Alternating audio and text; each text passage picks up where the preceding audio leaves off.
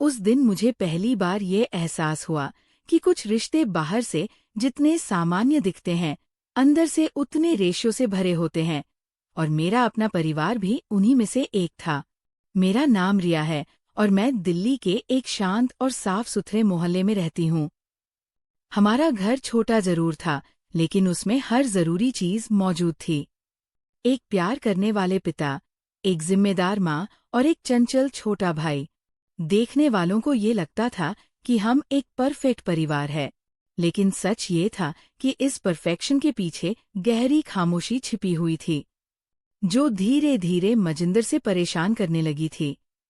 बचपन से मैंने हमेशा मानसोबा को हमेशा काम में डूबा हुआ देखा था। वो सुबह से रात तक बिना रुके घर के काम करती रहती थी, लेकिन उनके चेहरे पर कभी वो सुकून या खुशी नजर नहीं आती थी जो एक सामान्य इंसान के चेहरे पर होती है। उनकी मुस्कान भी जैसे बस एक आदत बन चुकी थी, जिसमें भावनाएं कम और मजबूरी ज्यादा झलकती थी। मुझे ये बात सबसे ज्यादा तब महसूस होती जब हम नानी के घर नोएडा जाते। वहाँ का माहौल बिल्कुल अलग होता। हर तरफ हंसी-मजाक, अपनापन और खुलापन होता।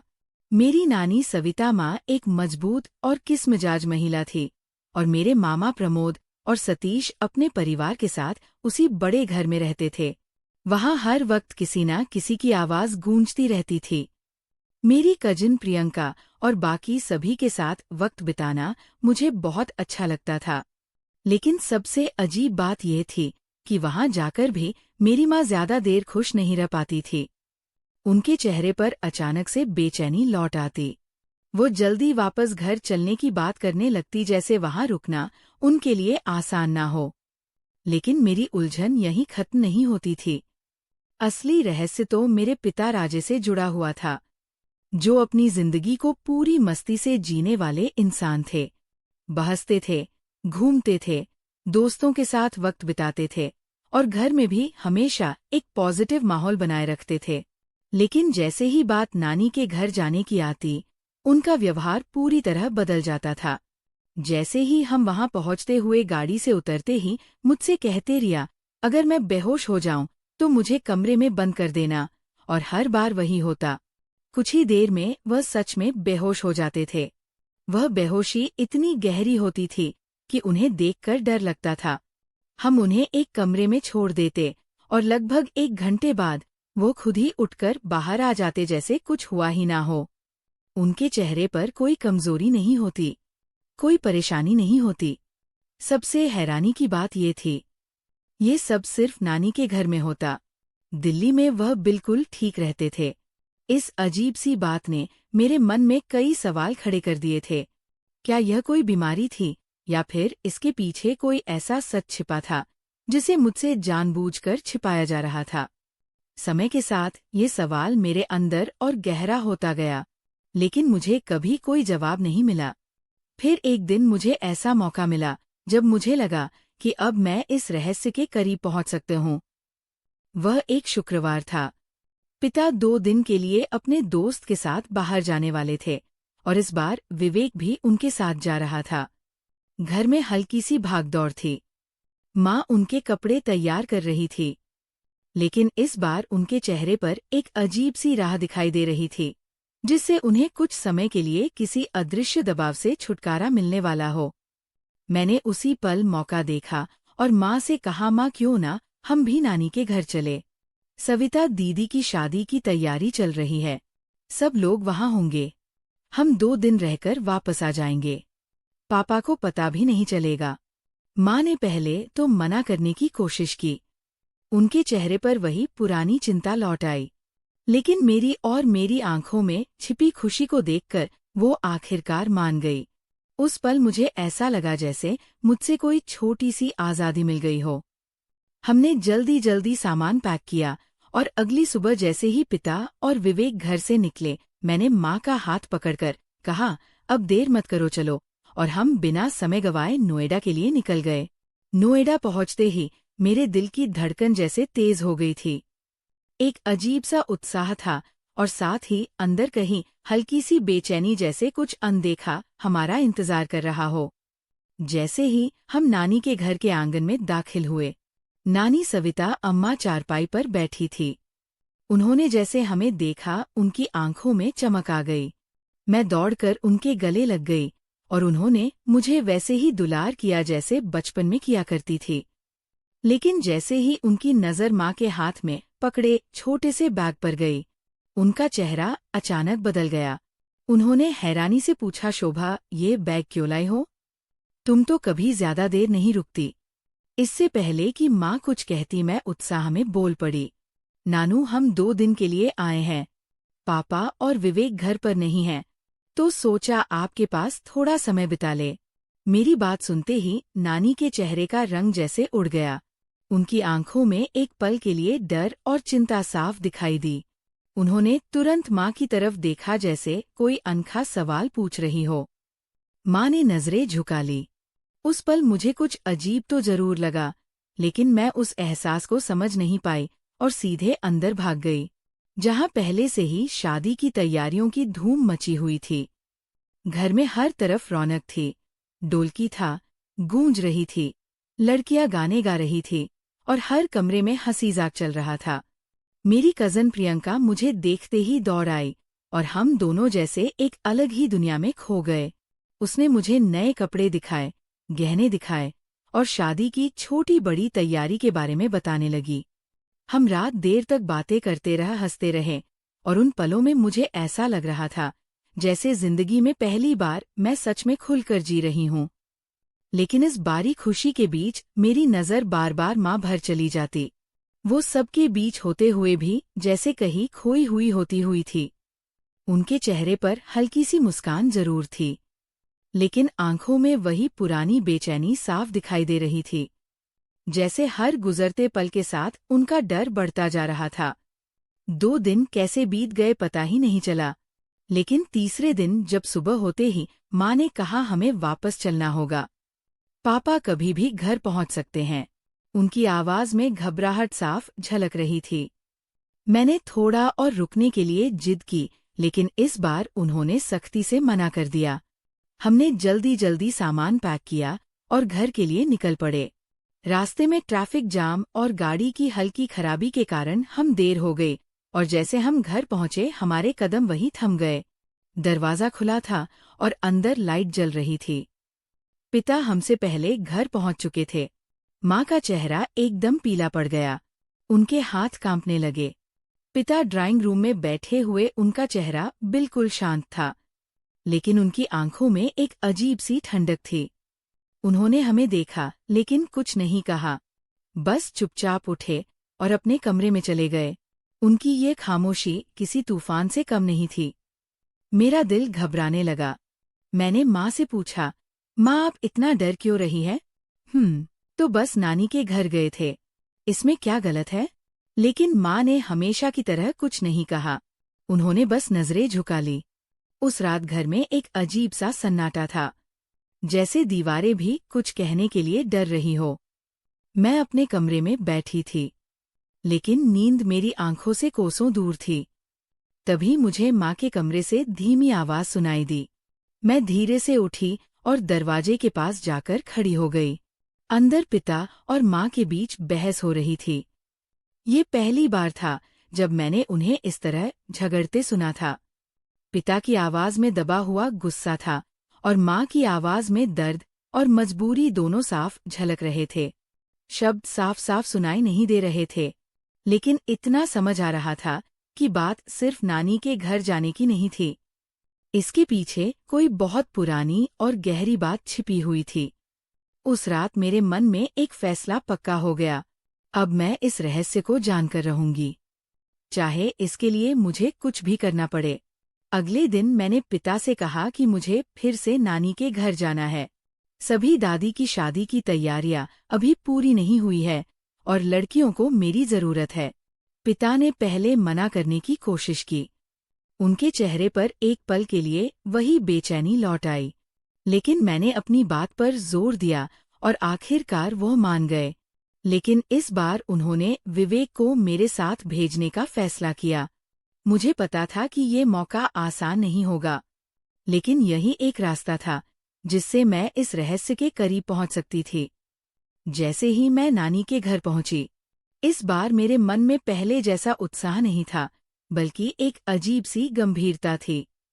मैंने तय कर लिया था कि अब मुझे सच जानना ही है। मैंने सीधे नानी के पास जाकर पूछा, नानू, आखिरकार पापा और आप लोगों के बीच क्या हुआ था?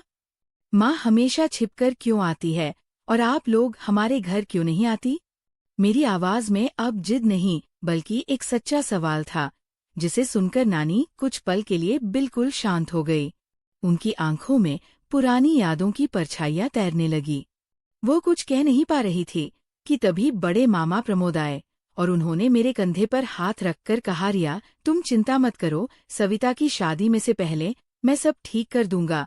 ये मेरा वादा है। उनकी आवाज में एक अजीब सा भरोसा था, लेकिन साथ एक छिपा हुआ दर्द भी था। मुझे लगा जैसे वो बहुत कुछ जानते हैं, लेकिन अभी बताना नहीं चाहते। मामा प्रमोद की बात ने मुझे कुछ देर के लिए जरूर शांत कर दिया, लेकिन मेरे अंदर चल रही बेचैनी अब पहले से ही कहीं ज्यादा बढ़ चुकी थी। मुझे समझ महसूस हो रहा था कि सच मेरे बहुत करीब है, बस कोई उसे बताने से बच रहा है।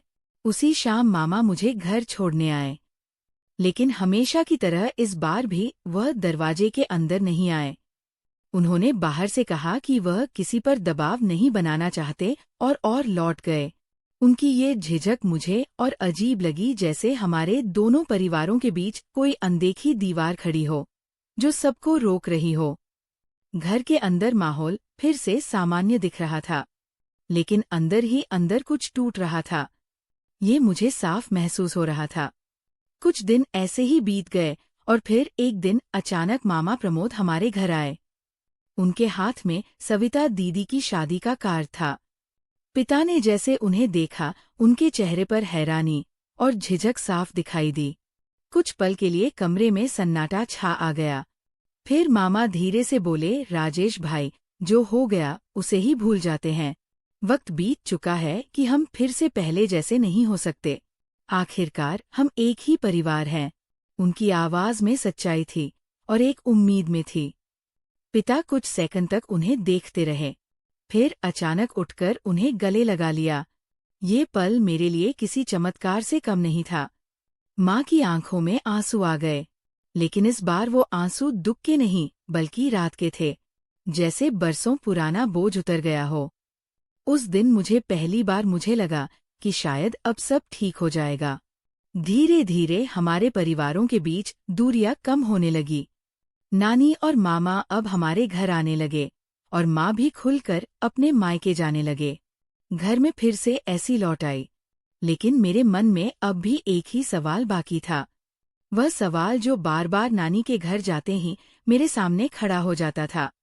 आखिर पापा वहां पहुंचते ही बेहोश क्यों हो जाते हैं? अगर सब ठीक है, हो गया है, तो ये सिलसिला क्यों जारी है?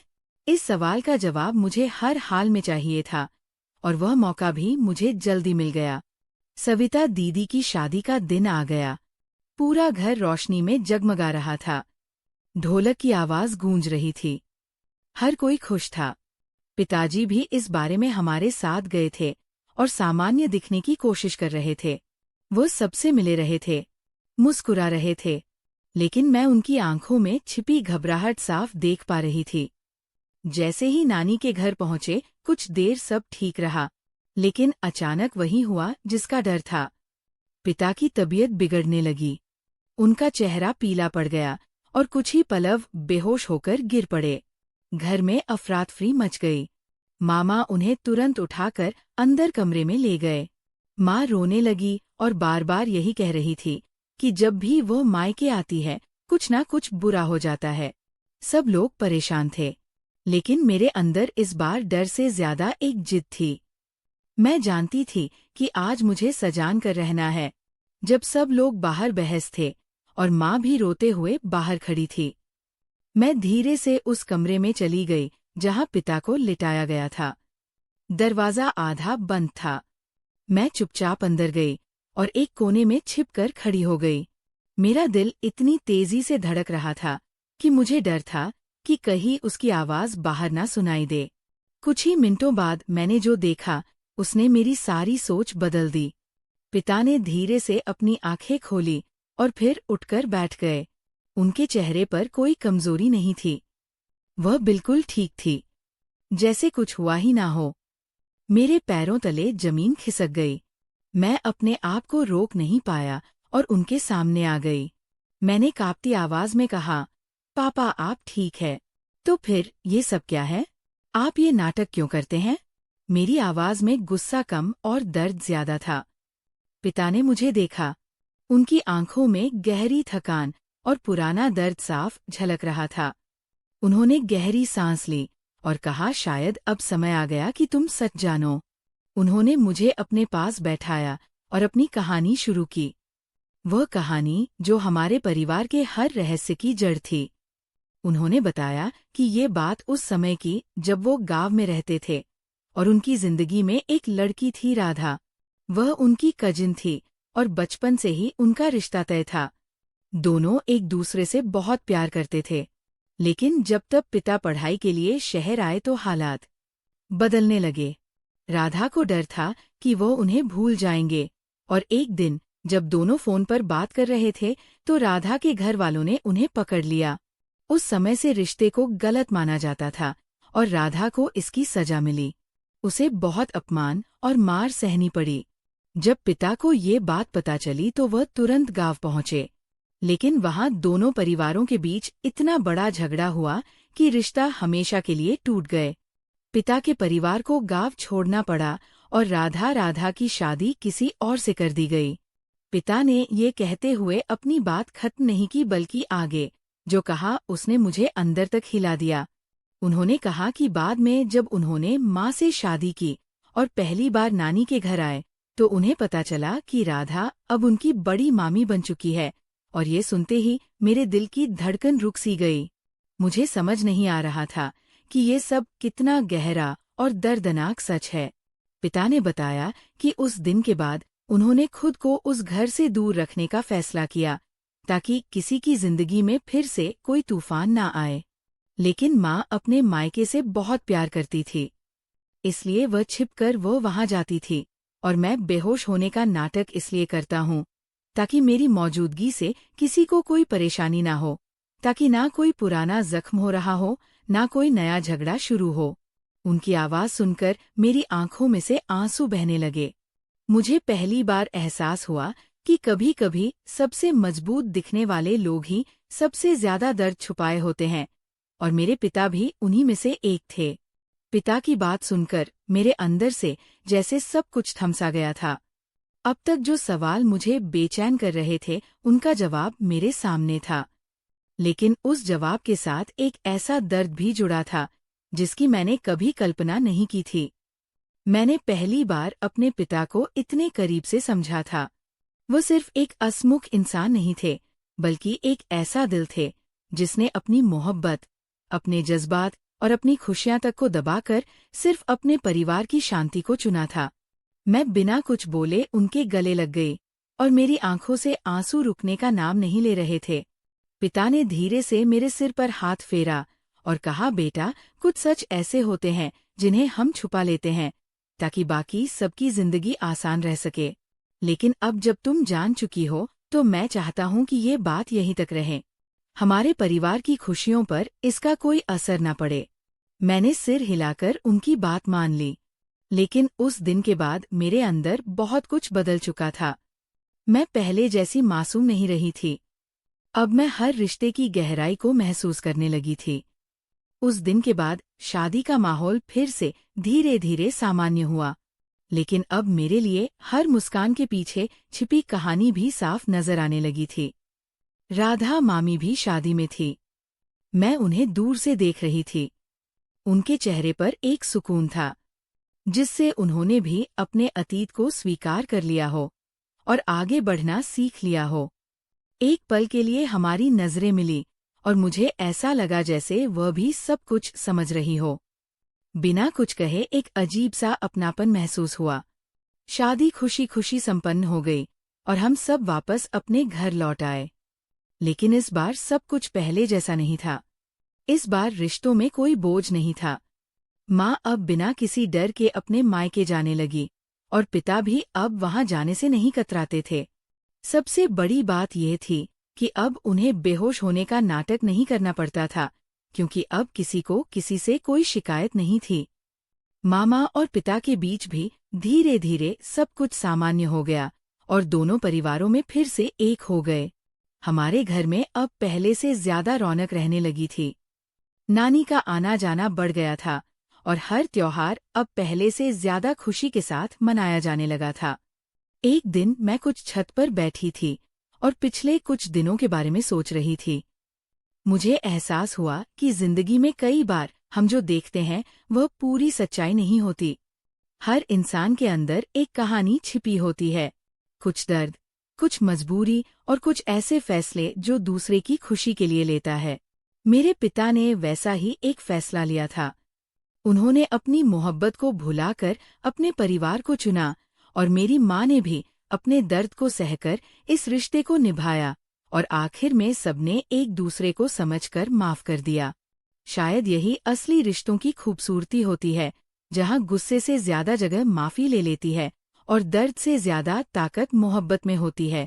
उस दिन मुझे ये भी समझ आ गया कि हमें कभी भी किसी के बारे में पूरी सच्चाई जाने बिना फैसला नहीं करना चाहिए, क्योंकि हर मुस्कान के पीछे कहानी होती है और हर खामोशी के पीछे एक राज। जब मैं अपने परिवार को देखती हूँ तो मुझे सिर्फ एक खुशहाल तस्वीर नहीं बल्कि एक उसके पीछे छिपी मजबूतनी भी दिखाई देती है, और यही सोचकर मेरे चेहरे पर भी एक सच्ची मुस्कान आ जाती है।